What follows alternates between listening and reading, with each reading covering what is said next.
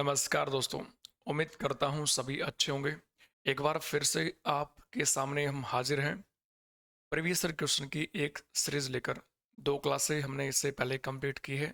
आज ये third class रहने वाली है। आपका अच्छा प्यार मिल रहा है तो इस सीरीज को हम टिल द एग्ज़ाम कंटिन्यू रखने वाले हैं और कंप्लीट पढ़ेंगे, हर एक टॉपिक को पढ़ेंगे। पूरी कंप्लीट इंडिया जीके हम पढ़ने वाले हैं, चाहे फिर वो कोई सा भी सब्जेक्ट हो। आज की क्लास में सबसे जो पहला क्वेश्चन है वो आपके सामने कुछ इस प्रकार है। आपसे पूछा है कानून की समक्ष समानता, तो इसका अनुच्छेद कौन सा है संविधान में? तो इस क्वेश्चन का सही उत्तर रहेगा आर्टिकल नंबर 14।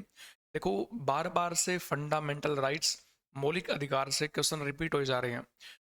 कल वाली क्लास हमने की, उससे पहले हमने जो फर्स्ट क्लास की थी तो उसमें भी काफ़ी ज़्यादा क्वेश्चन पूछे गए हैं मौलिक अधिकार से।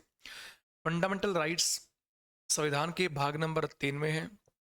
अगर आर्टिकल्स की बात करें तो अनुच्छेद रहेंगे 12 से लेकर 35 तक हम पढ़ते हैं।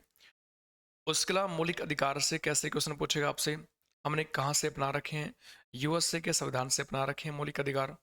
यूएसए के संविधान में इनको बिल ऑफ राइट्स कहा जाता है।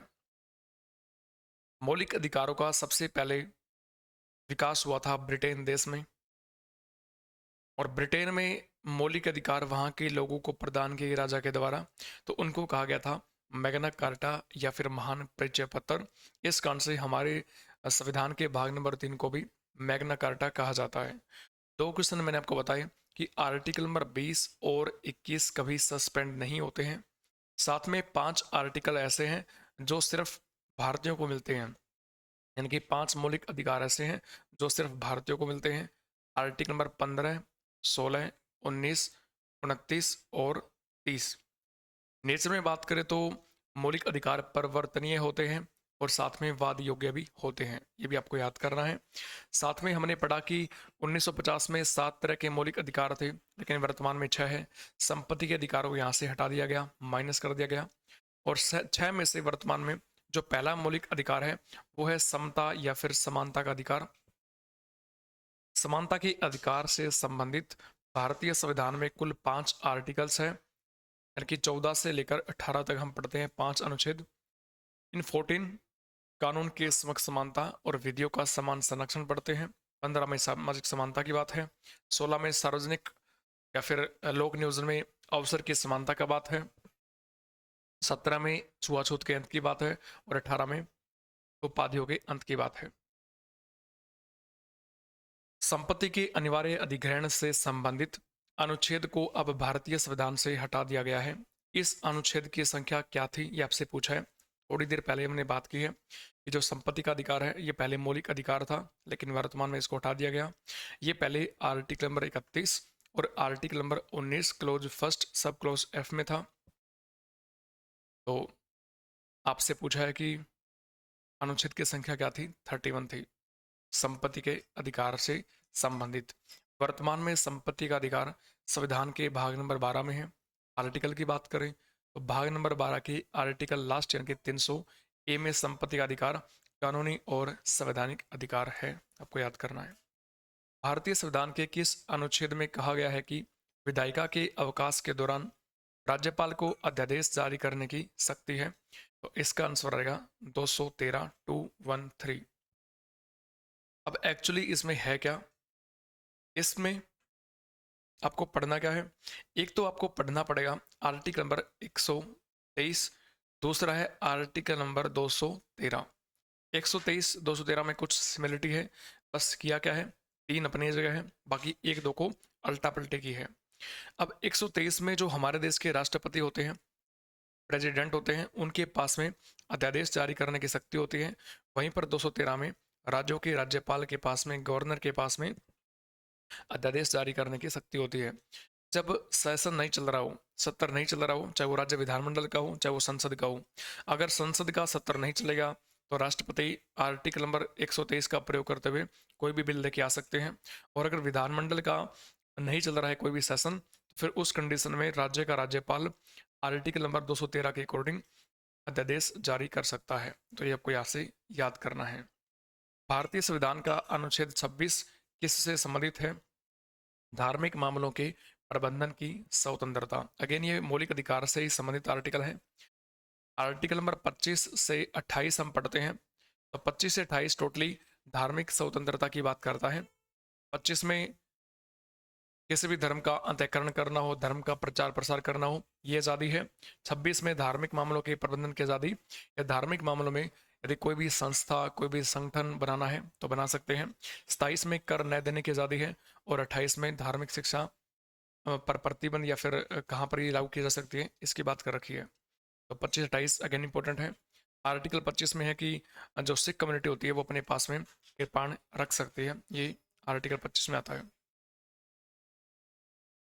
भारतीय संसद के पास भारतीय संविधान के किस अनुच्छेद के माध्यम से व्यापार, वाणिज्य और समागम पर प्रतिबंध लगाने की शक्ति है? तो व्यापार की जो आज़ादी है ये हमने अपना रखी है ऑस्ट्रेलिया के संविधान से।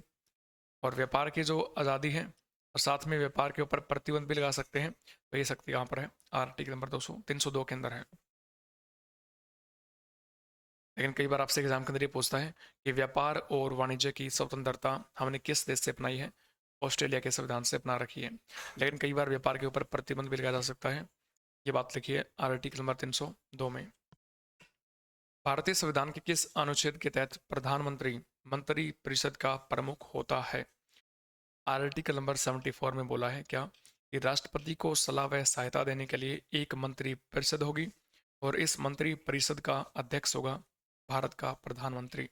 74 में लिखा है। क्योंकि भारत देश के जो राष्ट्रपति होते हैं वो सिर्फ और सिर्फ नाम मात्र के हेड होते हैं। वास्तविक शक्तियां जो होती हैं वो मंत्री परिषद के पास होती है। वास्तविक शक्तियां मंत्री परिषद के पास होती है और जिसका हेड कौन है? प्रधानमंत्री है। तो हम कह सकते हैं कि भारत देश में देश का अध्यक्ष यानी कि राष्ट्रपति नाम मात्र का हेड है, जबकि वास्तविक पावर जो है वो हमारे देश के प्रधानमंत्री के पास है। आपको यहाँ से याद करना है। आर्टिकल नंबर 74 इंपॉर्टेंट है। नेक्स्ट, भारतीय संविधान का कौन सा अनुच्छेद हिंदी को संघ की आधिकारिक भाषा के रूप में निर्दिष्ट करता है? आर्टिकल नंबर 343 ये करता है। और अगर आपसे पूछे कि भारत के कितने राज्यों में हिंदी बोली जाती है, तो 9 राज्यों में बोली जाती है। भारत के अलावा वो एकमात्र देश फिजी है जिसकी आधिकारिक भाषा हिंदी है। ये भी आपको यहाँ से याद करना है।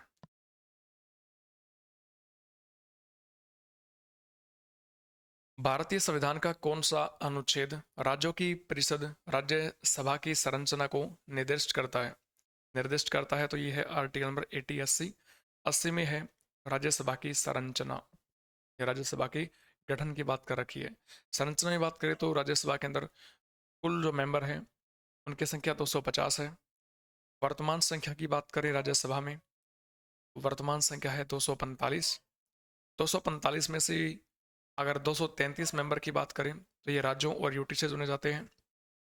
वहीं पर यदि 12 मेंबर की बात करते हैं तो 12 मेंबर राष्ट्रपति के द्वारा मनोनीत होते हैं। राष्ट्रपति के द्वारा नॉमिनेट किए जाते हैं। कला, साहित्य, विज्ञान, सामाजिक सेवा, इनके अंदर यदि किसी व्यक्ति का बेहतरीन प्रदर्शन रहा हो तो ऐसे किसी किन्हीं 12 मेंबर को राष्ट्रपति राज्यसभा में नॉमिनेट करते हैं। वहीं पर बचे हुए 233 मेंबर में से अगर बात करें अपन, तो इसमें से 8 मेंबर चुने जाते हैं यूटीज से। और यूटी कितनी यहाँ पर 3 है। 3 यूटी कौन कौन सी है? जम्मू एंड कश्मीर है, पुडुचेरी है, दिल्ली है। तो इन 3 यूटी से 8 मेंबर चुने जाते हैं। जम्मू कश्मीर से 4 चुने जाते हैं, दिल्ली से 3 मेंबर आते हैं और पुडुचेरी से 1 मेंबर चुना जाता है राज्यसभा के लिए। बाकी बचे हुए जो 225 मेंबर बचते हैं वो राज्यों से आते हैं। सबसे देखिए यूपी से 31 मेंबर आते हैं। भारतीय संविधान का कौन सा भाग मौलिक अधिकारों से संबंधित है? भाग नंबर 3 रहेगा। भारतीय संविधान के किस भाग में पंचायत से संबंधित प्रावधानों का उल्लेख है? तो पंचायत भाग नंबर 9 में आती है। और ये कब जोड़ा गया? 73वां संशोधन 1992 में जोड़ा गया, 1992 में। और इसी संशोधन के माध्यम से बात करें तो संविधान में 11वीं अनुसूची को जोड़ा गया। और 11वीं अनुसूची में है क्या? पंचायतों की शक्तियां हैं और पंचायतों के पास पावर है कुल मिला के 29 विषय हैं जिन पे कानून पंचायतें बनाती है। भारतीय संविधान का कौन सा अनुच्छेद कार्यपालिका से न्यायपालिका का पृथक्करण से संबंधित है? अलगाव करना है, इनके अपने को बांटना है, शक्तियां बांटनी है, पावर को 50-50 करना है। तो आर्टिकल नंबर 50 में कहाँ पर पढ़ते हैं? एपीएसपी में पढ़ते हैं। DPSP, directive principles of state policy, भाग नंबर 4 में आता है। हिंदी में इसको राज्य की नीति निर्देशक सिद्धांत बोलते हैं। और साथ में अगर आर्टिकल्स की बात करें तो 36 से लेकर 51 तक हम आर्टिकल्स इसमें पढ़ते हैं। साथ में अगर पूछे आपसे कि डीपीएसपी हमने कहाँ से अपना रखे हैं, तो जवाब रहेगा आयरलैंड से डीपीएसपी को अपना रखा है। आयरलैंड ने अपनाया है कहाँ से? स्पेन के संविधान से। तो ये भी आपको यहाँ से याद करना है। साथ में 36 से 51 के बीच में आर्टिकल 50 आता है। 50 में पृथक्करण है, किस किस का? कार्यपालिका यानी कि सरकार का, न्यायपालिका यानी कि कोर्ट का अलगाव की बात यहाँ पर की जाती है। ये भी आपको यहाँ से याद करना है। और अगर आर्टिकल नंबर 51 की बात करें तो इसमें अंतर्राष्ट्रीय शांति और सुरक्षा की बात है। आर्टिकल नंबर 47 स्वास्थ्य की बात करता है। Article number 44 UCC uniform civil code की बात करता है, गोवा में लागू है ये। आर्टिकल नंबर 41 की बात करें, काम का अधिकार है। आर्टिकल 40 पंचायतों का गठन की बात करता है। आर्टिकल नंबर 38 की बात करें तो कल्याणकारी राज्य की स्थापना की बात करता है। तो ऐसे करके आपको कुछ एक आर्टिकल यहाँ पे पढ़ने होते हैं डीपीएसपी के। भारत के संविधान का कौन सा अनुच्छेद भारत के नियंत्रक एवं महालेखा परीक्षक की लेखा परीक्षा रिपोर्ट से संबंधित है? यानी कि सीएजी कैग के द्वारा जो रिपोर्ट तैयार की जाती है, वार्षिक रिपोर्ट, एनुअल रिपोर्ट तैयार की जाती है। राज्यों की अलग रिपोर्ट तैयार करते हैं और केंद्र की अलग रिपोर्ट तैयार करते हैं। तो रिपोर्ट को सौंपना है, केंद्र वाली जाएगी राष्ट्रपति के पास में, राज्य वाली जाएगी गवर्नर राज्यपाल के पास में। तो ये पावर है आर्टिकल नंबर 151 के अंदर। भारतीय संविधान का अनुच्छेद 2 डैश से संबंधित है, तो नए राज्यों में प्रवेश या फिर स्थापना करनी है, इस बात से संबंधित है। ये आपको यहाँ से याद करना है। यानी कि अगर भारत में कोई भी भारत के बाहर का नया राज्य एड ऑन करना है, जोड़ना है, तो ये काम आर्टिकल नंबर 2 के अकॉर्डिंग होता है। एग्जाम्पल आप ले सकते हैं सिक्किम का। सिक्किम पहले अलग से एक देश था, इसको भारत में जोड़ा गया। जोड़ने के लिए 2 संशोधन करने पड़े, एक 35वां, एक 36वां। 35वां होता है 1974 में और 36वां होता है 1975 में। 35वें के माध्यम से सिक्किम भारत का सह राज्य बनता है और इसके माध्यम से संविधान का 22वां पूर्ण राज्य बनता है। ये आपको याद करना है। जो भारतीय संविधान के भाग 9 के अंतर्गत आता है, पंचायतें आती है, अभी अपन ने पढ़ा। भारतीय संविधान का कौन सा अनुच्छेद उच्च न्यायालयों की रिट से संबंधित है? 226 है संबंधित। और ये तो अपन ने उच्च न्यायालयों की बात की है। वहीं पर अगर अपन सुप्रीम कोर्ट की बात करते हैं, सर्वोच्च न्यायालय की बात करते हैं, ये पावर है आर्टिकल नंबर 32 में, 32 में। तो ये आपको याद करना है। 5 तरह की रिट जारी की जाती है, कौन कौन सी? हैबियस कॉर्पस, मैंडमस, क्वो वारंटो, सरसोरारी और प्रोहिबिशन। यानी कि बंदी प्रत्यक्षीकरण, परमादेश, अधिकार परीक्षा, प्रतिषेध और उत्प्रेषण। 5 तरह की रिट जारी की जाती है। सुप्रीम कोर्ट रिट जारी करता है आर्टिकल 32 के अकॉर्डिंग और हाई कोर्ट रिट जारी करता है आर्टिकल नंबर 226 के अकॉर्डिंग। 32 को डॉक्टर BR अम्बेडकर ने बोला है संविधान की आत्मा। और वैसे आर्टिकल 32 एक तरह का मौलिक अधिकार है, संवैधानिक उपचारों का अधिकार। भारतीय संविधान के किस अनुच्छेद में उल्लेख है कि बाहरी आक्रमण और आंतरिक गड़बड़ी के खिलाफ राज्यों की रक्षा करना केंद्र सरकार का कर्तव्य बनता है, ड्यूटी बनती है? तो जब भी देश में कोई भी बाहर से आक्रमण करेगा, कोई युद्ध छेड़ेगा या फिर आंतरिक अंदर गड़बड़ी होगी, कोई भी दंगे फसाद कुछ होंगे, तो केंद्र सरकार का यह ड्यूटी बनती है, कर्तव्य बनता है कि वो सभी राज्यों की रक्षा करे। और ऐसा होता भी है। जब जब युद्ध छेड़ा है भारत का, तो केंद्र सरकार फ्रंट पोजिशन पे आई है और हमारी रक्षा की है। तो ये बात कहाँ पर लिखी है? आर्टिकल नंबर 355 में लिखी है, काफ़ी इंपॉर्टेंट है आर्टिकल, आपको याद करना है। कौन सा अनुच्छेद संसद के सदस्यों के विशेषाधिकारों से संबंधित है? विशेष अधिकार यानी कि 105 के अंदर है। संसद के पास में कुछ स्पेशल राइट्स मिलते हैं, यानी कि जब वो रहेंगे, सस्ता चल रहा हुआ तो उनको कोई गिरफ्तार नहीं करेगा, उनके पास पावर होती है। किस अनुच्छेद में कहा गया है कि जनता के सदन और प्रत्येक राज्य की विधानसभा के चुनाव वयस्क मताधिकार के आधार पर होंगे? Article number 326। तो अनुच्छेदों से भी काफी ज्यादा क्वेश्चन यहाँ पर पूछे जाते हैं। वयस्क होते हैं +18 वाले और मताधिकार का अर्थ बनता है वोटिंग राइट्स, यानी कि 18+ वाले वो व्यक्ति जिनको वोट डालने का अधिकार है, तो उसको बोलते हैं वयस्क मताधिकार। तो यहाँ पर कहा गया है कि जनता के सदन यानी कि लोकसभा की बात की जा रही है और प्रत्येक राज्य की विधानसभा का जो चुनाव होता है, यानी कि MPs और MLAs का जो चुनाव होता है, इनके चुनाव में वोटिंग कौन करेगा? तो ये वोटिंग होगी वयस्क मताधिकार के आधार पर। ये अधिकार देता है आर्टिकल नंबर 326। भारतीय संविधान का कौन सा अनुच्छेद किसी भी सरकारी कार्यालय में रोजगार में भेदभाव का निषेध करता है। तो सबको समान अवसर मिलेगा सरकारी नौकरी पाने के लिए। तो आर्टिकल नंबर 16, 16, 14 से 18, यानी कि समानता का अधिकार। कुल 5 आर्टिकल हमने पढ़ा है। भारतीय संविधान का कौन सा अनुच्छेद कारखानों में बच्चों के रोजगार पर रोक करता है? तो 14 साल से कम आयु के बच्चे खतरनाक काम नहीं करेंगे, कारखानों में काम नहीं करेंगे। ये लिखा है आर्टिकल नंबर 24 में। क्योंकि 23 और 24 की बात करें, इसमें लिखा है शोषण के विरुद्ध अधिकार। शोषण के विरुद्ध अधिकार लिखा है आर्टिकल नंबर 23 और 24 में। 23 में है मानव दुर्व्यापार, मानव की तस्करी, बेकारी और बलात् श्रम पर प्रतिबंध। 24 में है कि 14 साल से कम आयु के बच्चे खतरनाक काम नहीं करेंगे। 24 ने पूछा आपसे कि बच्चे कोई रोजगार पर रोक की बात करता है। भारतीय संविधान का कौन सा अनुच्छेद राज्य सरकार राज्यपाल को अध्यादेश जारी करने का अधिकार देता है? तो हमने पढ़ा है थोड़ी देर पहले, आर्टिकल 213। कौन सा अनुच्छेद किसी व्यक्ति को गिरफ्तारी और नजरबंदी से सुरक्षा प्रदान करता है? आर्टिकल नंबर 22 प्रदान करता है गिरफ्तारी से, क्योंकि इसमें लिखा है 22 में कुछ मामलों में गिरफ्तारी से संरक्षण। और अपनी मनपसंद का यदि किसी व्यक्ति को वकील करना है तो ये अधिकार भी आर्टिकल नंबर 22 ही देता है। कौन सा अनुच्छेद प्रेस की स्वतंत्रता, कल वाली क्लास में भी हमने पढ़ा था, आर्टिकल नंबर 19, 19 में है ये आपको यहाँ से पढ़ना है। प्रेस की आज़ादी है, राष्ट्रीय ध्वज फहराने का अधिकार है, या फिर चुप रहने का अधिकार है। ये सारी सारी बातें आर्टिकल 19 में लिखा है।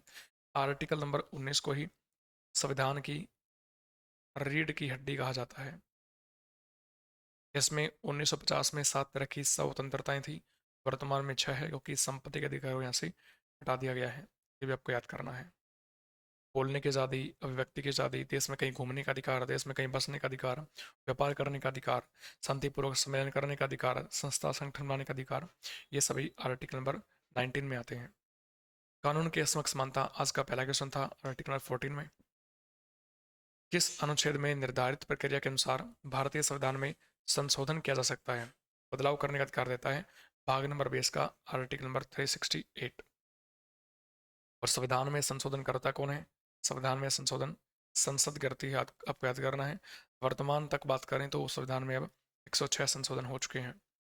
भारतीय संविधान का कौन सा अनुच्छेद धन विधेयक से संबंधित है? आर्टिकल नंबर 110 धन विधेयक की परिभाषा की बात करता है। और वहीं पर आर्टिकल नंबर 109 पढ़ते आप, तो 109 के अंदर है धन विधेयक की प्रक्रिया।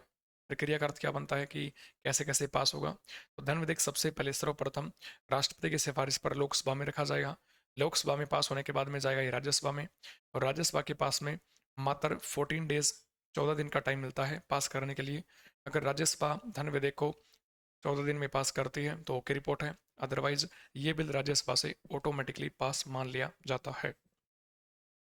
और एक बात आपको और याद करनी है, धर्म विधेयक को राष्ट्रपति पुनः विचार के लिए वापस से संसद में नहीं लौटा सकते हैं।